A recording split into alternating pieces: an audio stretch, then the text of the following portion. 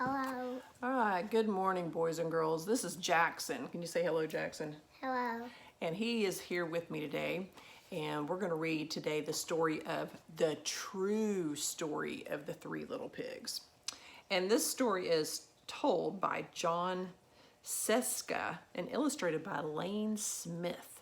Now, we know the story of the three little pigs, how they went out into the world, and the first little pig made a house of straw, the second little pig made a house of sticks, and the third little pig made a house of bricks, and then the big bad wolf came along and blew down their house. Well, in this story, the true story of the three little pigs, the wolf is trying to tell you his side of the story. So let's see what the big bad wolf has to say about what really happened that day. The true story of the three little pigs. Says everybody knows the story of the three little pigs, or at least they think they do. But let you in on a little secret. Nobody knows the real story because nobody has ever heard my side of the story. Remember, they're talking, that's the wolf talking now. Yeah. I'm the wolf, Alexander T. Wolf. You can call me Al. I don't know how this whole big bad wolf thing got started, but it's all wrong. Maybe it's because of our diet. Hey, it's not my fault wolves eat cute little animals like bunnies and sheep and pigs. That's just the way we are. If cheeseburgers were cute, folks would probably think you were big and bad too.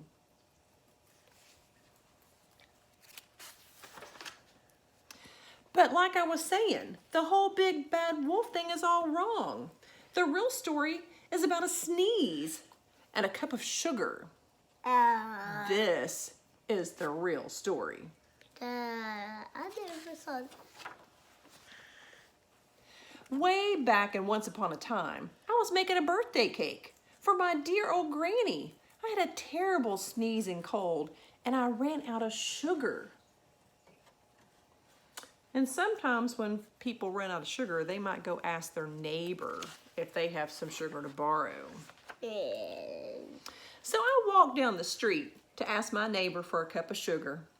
Now this neighbor was a pig, and he wasn't too bright either. He had built his whole house out of straw. Can you believe it? I mean, who in his right mind would build a house of straw? Who will saw? So, of course, the minute I knocked on the door, it fell right in.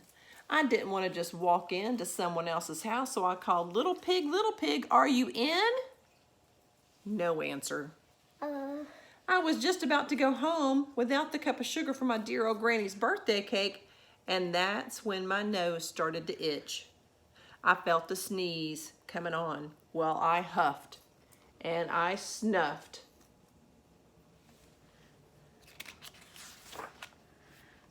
And I sneezed, a great sneeze. Achoo! He knocked his house. And you know what? That whole darn straw house fell down, and right in the middle of the pile of straw was the first little pig, dead as a doornail. He had been home the whole time. It seemed like a shame to leave a perfectly good ham dinner lying there in the straw, so I ate it up. Think of it as a big cheeseburger just lying there.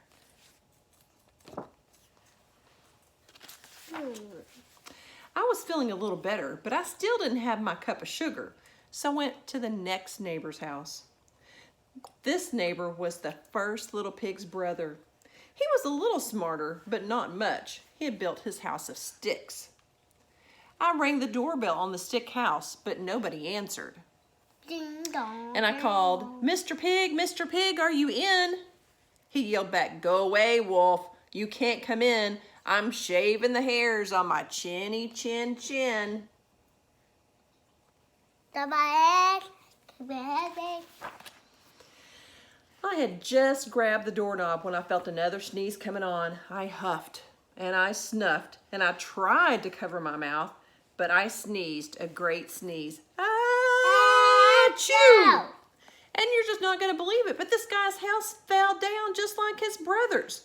And when the dust cleared, there was a second little pig, dead as a doornail. Wolf's honor. Now, you know food will spoil if you just leave it out in the open, so I did the only thing there was to do. I had dinner again. Think of it as a second helping. I was getting awfully full, but my cold was feeling a little bit better. And I still didn't have that cup of sugar from my dear old granny's birthday cake. So I went to the next house. This guy was the first and the second little brother's pig. He must have been the brains in the family, because he had built his house of bricks. I knocked on the brick's house. No answer. And I called, Mr. Pig, are you in? And do you know what that rude little porker answered? Get out of here, Wolf, and don't bother me again. He's gonna eat it.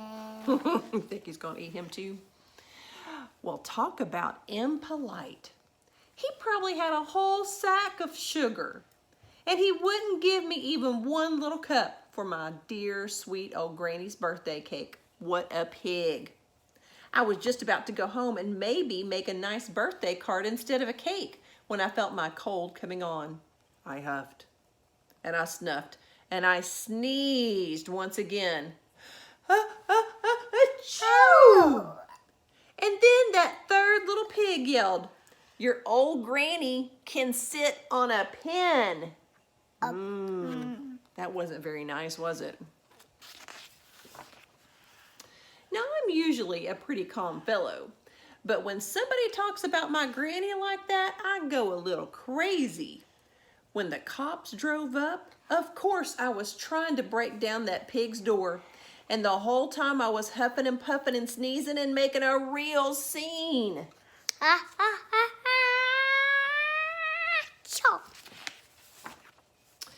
Well, the rest, they say, is history. The news reporters found out about the 2 pigs I had for dinner. They figured a sick guy going to borrow a cup of sugar didn't sound very exciting, so they jazzed up the story with all that huff and puff and blow your house down. And they made me the big bad wolf. That's it. I was framed. The course. But maybe you could loan me a cup of sugar. Now, which story do you believe? Do you believe the pig was big and bad?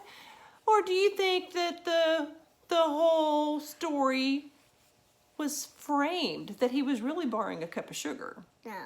You don't think he was borrowing a cup of sugar? No. I don't think so either. But that's that story. All right, y'all have a great day.